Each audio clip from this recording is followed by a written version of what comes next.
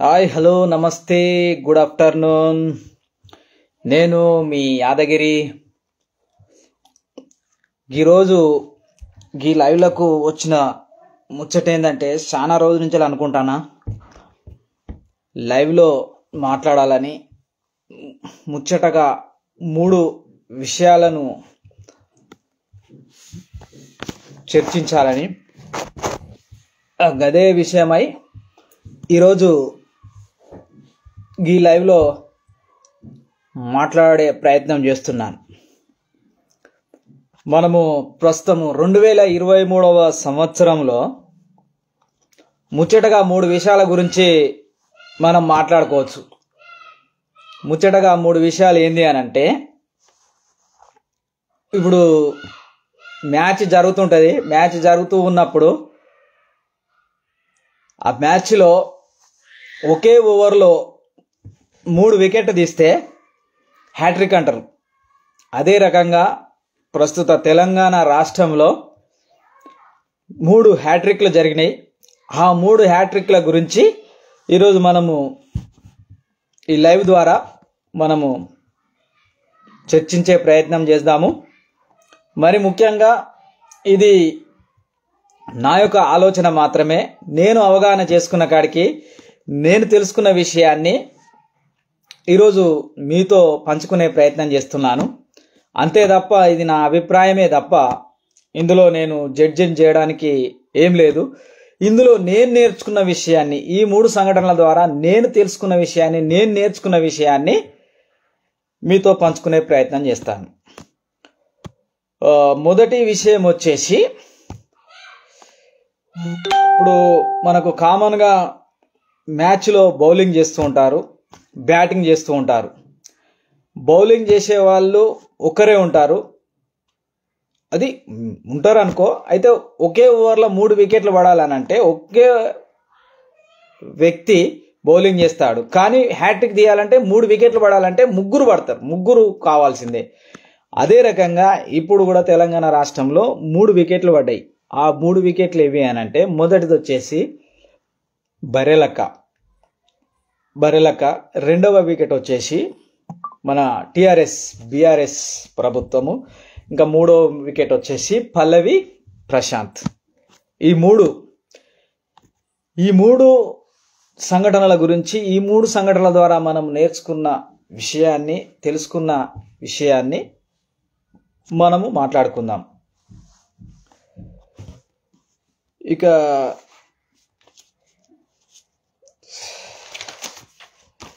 మొదటిది వచ్చేసి బరెలక్క.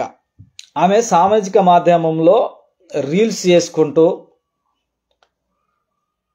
తన రీల్స్ ద్వారా తను న్యాచురాలిటీ చూపించుకుంటూ, ప్రకృతిని, అక్కడున్న పరిసరాలను, విలేజ్లో వాతావరణాన్ని చూపించుకుంటూ సోషల్ మీడియాలో తనకంటూ కొంతమంది ఫాలోవర్స్ను పెంచుకున్నది. ఫాలోవర్స్ ద్వారా తను ఫేమ్ అయింది. అయితే అంతవరకు తను బాగానే ఉంది. అయితే ఎప్పుడైతే ఫాలోవర్స్ పెరిగి తను ఫేమ్ అయిందో, తనకంటూ తన పేరును తీసేసుకొని తను బర్రెలు కాసుకుంటూ చాలా వీడియోలు చేయడం వలన తనకు బరెలక్క అనే పేరు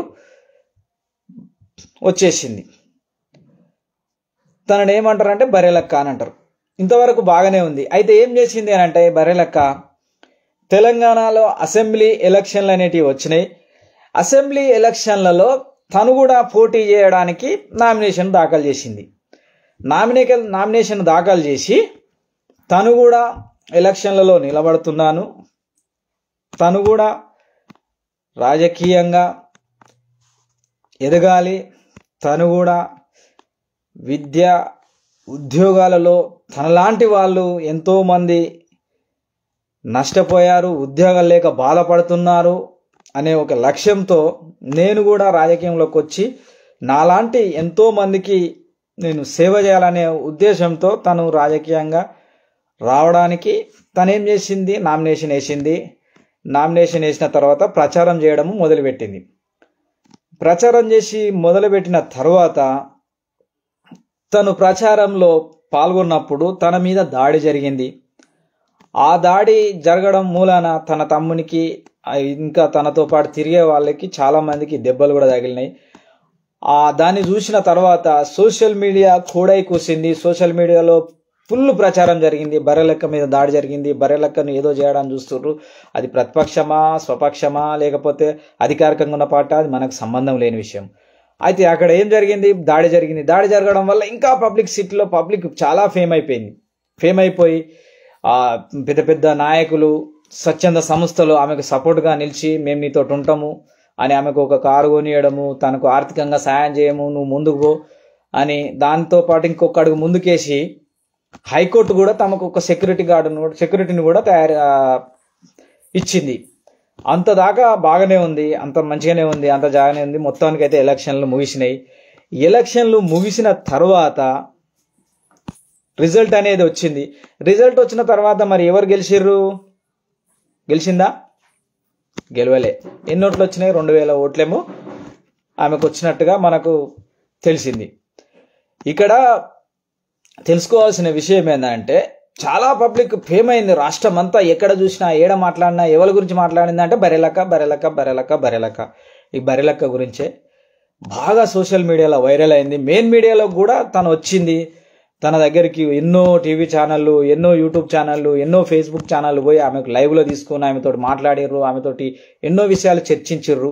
ఈ అందరు ఏమనుకున్నారంటే, బర్రెలక్క గెలుస్తుంది, బర్రెలక్క గెలిస్తే మస్తు ఉంటుంది, సూపర్ ఉంటుంది, మస్తు ఉంటుంది అని అన్నారు. చాలా మంది ఓటింగ్ చేశారు. ఒక్క వీడియో బర్రెలక్క గురించి చేస్తే కొన్ని లక్షల వ్యూస్ వచ్చినాయి. మరి వేల వ్యూస్ వచ్చినాయి, లక్షల లైక్లు వచ్చినాయి. మరి బర్రెలక్క చివరికి గెలవలేదు. మరి ఎవరిని తప్పుపట్టాలి? సోషల్ మీడియాని తప్పుపట్టాలా, ప్రచారం చేసిన వాళ్ళని తప్పుపట్టాలా, లేక బర్రెలక్కని తప్పుపట్టాలా? అయితే దాని గురించి తర్వాత మాట్లాడుకుందాం.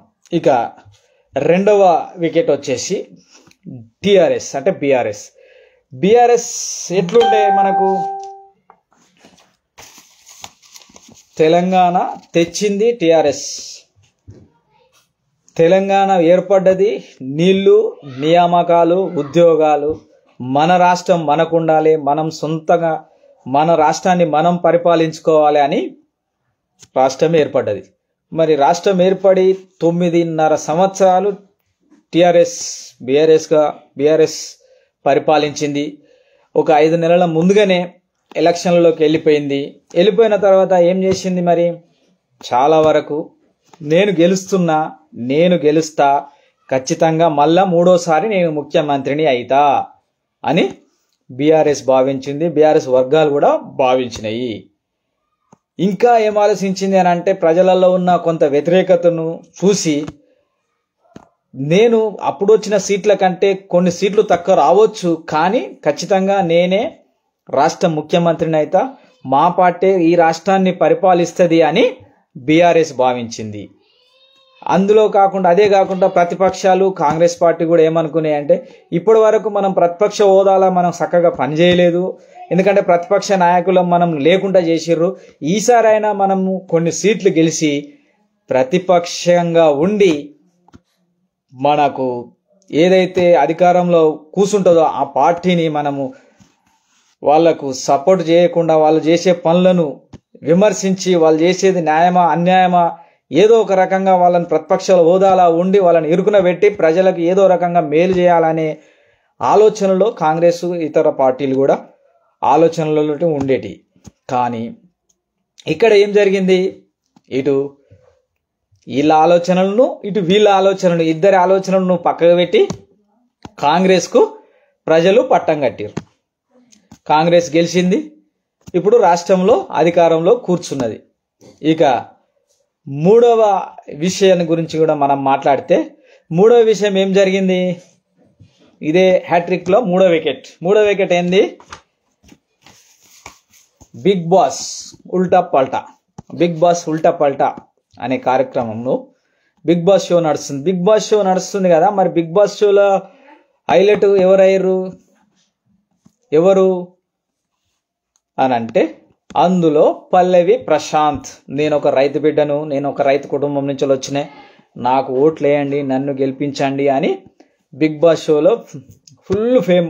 అది కూడా తన ఎపిసోడ్లు అన్నీ పూర్తి చేసుకొని చివరికి పల్లవి ప్రశాంత్ కుమార్ విజయం అనేది సాధించిండు.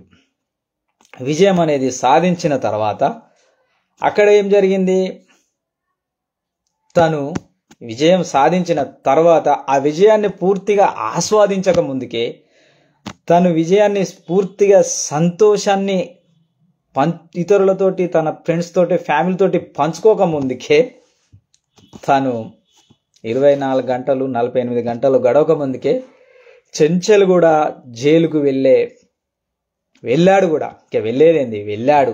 చెంచల్ కూడా జైలుకు పోయిండు. ఇక్కడ ఈ 2023లో ఇవి 3 హ్యాట్రిక్. ఒకటి బర్రెలక్క, రెండవది బీఆర్ఎస్, మూడవది పల్లవి ప్రశాంత్. ఈ 3 సంఘటనలు జరిగినాయి. ఈ 3 సంఘటనలకు ఆధారం ఎవరు అంటే ప్రజలే. ప్రజల ఓట్ల ద్వారానే, ప్రజలు సపోర్ట్ చేయడం ద్వారానే వీళ్ళు ఈరోజు సోషల్ మీడియా కానీ, రాజకీయం కానీ, ఏదైనా కానీ వీళ్ళే కదా. వీళ్ళు సపోర్ట్ చేయడం వల్లనే కదా వీళ్ళు ఫేమ్లోకి వచ్చింది. కానీ లేకపోతే ఈరోజు ప్రతి ఒక్కరూ మాట్లాడుకునే విధంగా ఈరోజు సమాజంలో వీళ్ళకు ఒక గుర్తింపు అనేది కూడా వచ్చింది. మరి ఈ 3 కూడా ప్రజల చేత ఏదో ఒక రూపంలో, ఏదో ఒక రకంగా ఓడిపోయిన వాళ్ళే. ఎందుకంటే ఇక్కడ బర్రెలక్క సోషల్ మీడియాను చూసుకున్నది. సోషల్ మీడియాలో వచ్చిన లైకులు, షేర్లు, కామెంట్లు చూసుకొని నేను గెలుస్తున్నాను అని అనుకున్నది. ఇక్కడ సోషల్ మీడియాను లైవ్లో వేసేదానికి, లైవ్లో ఉన్నదానికి, సోషల్ మీడియాలో ఉన్నదానికి తేడా ఏంది అని అంటే ఇక్కడ బర్రెలక్క విషయంలో మనం అర్థం చేసుకోవచ్చు.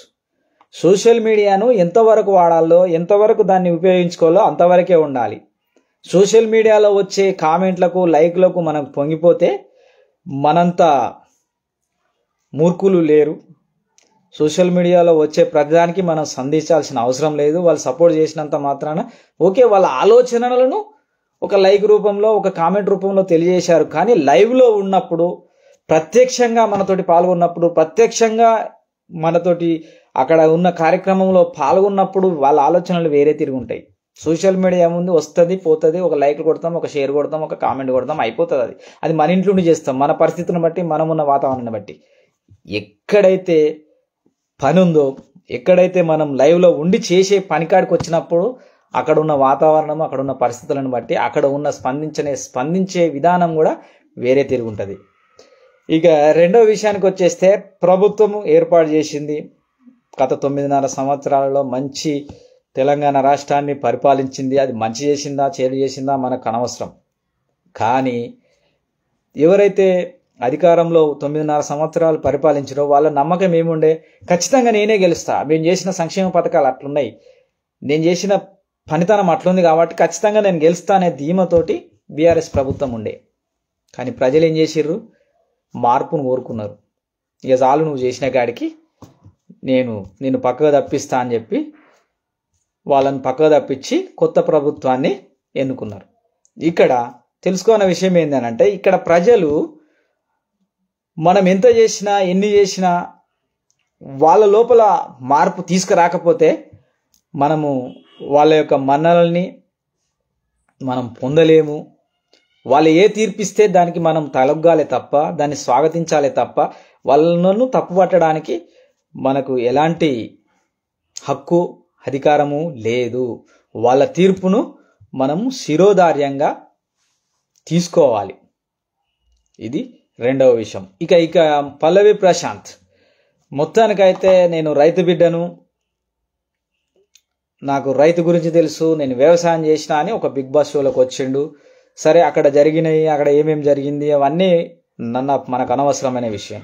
మొత్తానికైతే విజయము సాధించిండు. విజయం సాధించిన తర్వాత తన యొక్క విజయాన్ని పూర్తిగా అనుభవించక ముందుకే చెంచల్ కూడా జైలుకు పోవాల్సిన పరిస్థితి ఎందుకు వచ్చింది? తన యొక్క అత్యుత్సాహం. తన వీడియోలు కూడా నేను కూడా చూసినా, చాలా కూడా చూసినా. ఓవర్ కాన్ఫిడెన్స్, ఓవర్ కాన్ఫిడెన్స్, నేను చేస్తున్నా, నేను గెలిచినే అని. ఆ ఓవర్ కాన్ఫిడెన్స్ ఏం చేసింది, తనని జైలుకు పంపించే విధంగా మోటివేషన్ చేసింది. తన యొక్క ఫ్యాన్స్ తనను చూడాలని, తనను కలుసుకోవాలని ఆతృతలో తన దగ్గరికి రావడము, ఇక అక్కడ జరిగిన లా అండ్ ఆర్డర్ ప్రాబ్లం వల్ల అక్కడ జరిగిన సంఘటనలన్నీ మనకు తెలిసిన విషయమే, చూసిన విషయమే, మనం మీడియాలో చూసినాం. అవన్నీ చేయడం వలన తను జైలుకు పోవాల్సి వస్తుంది. ఇక్కడ కూడా ప్రజలే, 3 జాగాలలో కూడా ప్రజలే. ఒకటేమో సోషల్ మీడియా, ఒకటేమో లైవ్లో ఎలక్షన్లు, ఇక్కడ కూడా సోషల్ మీడియానే. ఈయనకు విజయం వచ్చింది, కానీ విజయాన్ని ఎట్లా ఓన్ చేసుకోవాలి, దాన్ని ఎట్లా బేరీజ్ వేయాలి, ఆ విజయాన్ని నేను ఎలా తట్టుకోవాలి, ఎలా పంచుకోవాలి అనే ఆలోచన లేకుండా అత్యుత్సాహాన్ని ప్రదర్శించి, ఎవరైతే పోలీసు వాళ్ళు చెప్పారో వాళ్ళు చెప్పినట్టుగా మనకు సూచనలు పాటిస్తే ఇక్కడ తను జైలుకు పోవాల్సిన పరిస్థితి అనేది ఉండకపోతుండే.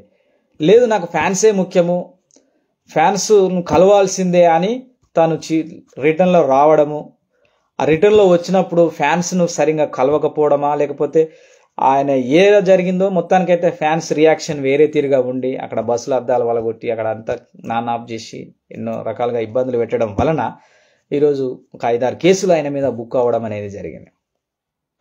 ఇక్కడ కూడా ప్రజలే, 3 రకాలుగా కూడా ప్రజలే. ఒకసారి ఆలోచన చేయండి. ఈ 3 సంఘటనల ద్వారా మనము ఎన్నో విషయాలు నేర్చుకోవడానికి అవకాశం ఉంది. 1 సోషల్ మీడియా, 2 ఎలక్షన్లు, 3 సోషల్ మీడియా ప్లస్ ఫ్రెండ్స్.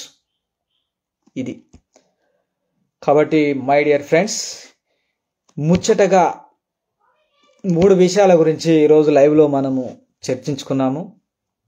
నాతో పాటు లైవ్లో పాల్గొన్నందుకు మీ అందరికీ కూడా ధన్యవాదాలు, కృతజ్ఞతలు తెలియజేసుకుంటూ ముగిస్తూ ఉన్నాను. జై హింద్, జై భారత్.